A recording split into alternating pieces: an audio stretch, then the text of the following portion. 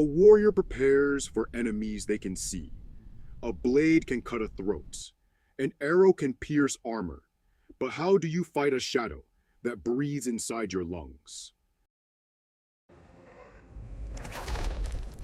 The year was 2005. The event, the corrupted blood incident, a glitch in the game. World of Warcraft caused a virtual plague that wiped out entire cities. In the realm of Azeroth, a god of blood was awoken. He cast a curse, the corrupted blood. It was meant to stay within his temple walls. It did not. Honor was forgotten. The infected fled the temple, bringing the rot to the great capitals. Within hours, the streets were choked with the bones of the fallen. A digital apocalypse. The developers tried to quarantine the sick. The players refused. Some fled to the mountains to isolate. Others intentionally spread the death. Human nature lay bare in a world of pixels. But the true tragedy caught the eyes of real-world masters of medicine. Phase 2 begins at the Caverns of Time. The Coordinate insertion windows with CDC faction. and epidemiologists studied this digital plague. They saw how real humans would behave in a real pandemic. The virtual world became a mirror to our own fragile reality. Before the 2005 corrupted blood incident, mathematical models used by epidemiologists and organizations like the CDC were heavily flawed in one major area. They assumed humans would always act logically during an outbreak.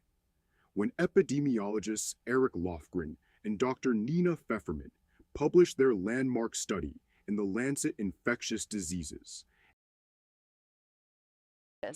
The corrupted blood incident provided a unique behavioral sandbox, as we published in the Lancet Infectious Analyzing Diseases. the World of Warcraft plague, they showed the scientific community that a virtual world filled with real humans was the ultimate sandbox for studying human behavior during a crisis. The CDC and health researchers focused heavily on several distinct player behaviors that perfectly mirrored real-world pandemic responses. The stupid curiosity factor. In traditional mathematical modeling, if a zone is marked as highly infectious, models assume people will avoid it. The WoW outbreak proved the exact opposite. The behavior.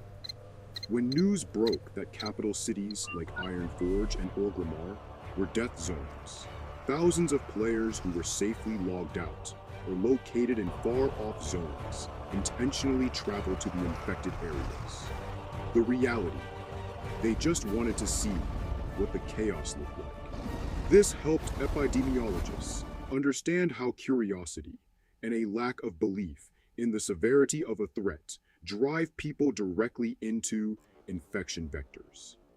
The failure of voluntary quarantines.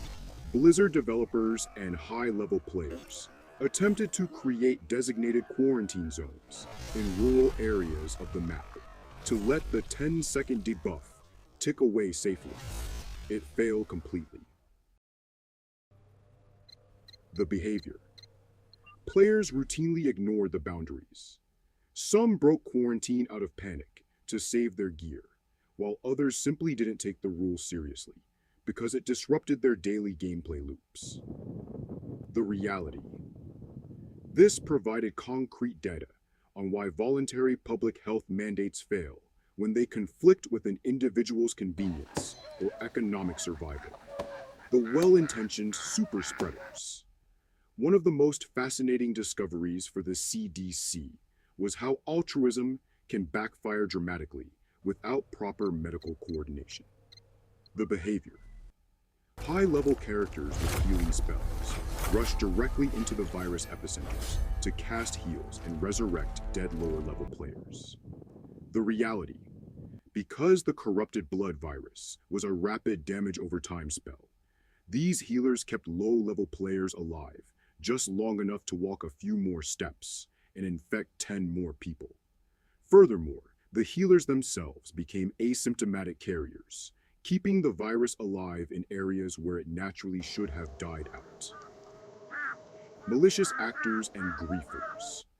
Before this study, most public health models completely ignored the concept of people intentionally trying to make others sick. The behavior, griefers. It worked perfectly. Players who We enjoy got them disrupting the all. game for others realized they could infect their animal companions, dismiss them, That's and then summon hilarious. them directly in the middle of crowded marketplaces to trigger fresh outbreaks. The reality. This behavior gave biosecurity researchers a chilling real-world analog for how bad actors, bioterrorists, or even just reckless individuals who don't care about public safety can deliberately sabotage containment protocols. Because players were deeply emotionally and time-wise invested in their characters, and because the game featured complex real-world dynamics, like long-distance travel, trading economies, and global chat, it forced players to make genuine, unscripted choices. The CDC didn't just learn about a video game glitch. They learned that in a crisis, human behavior is chaotic, unpredictable, and often entirely irrational. In the end, the world had to be reset by its creators, a reminder that whether made of flesh or code, we are all susceptible to the invisible enemy. Stay vigilant, travelers. May your journey through the cosmos be swift. I bid you farewell.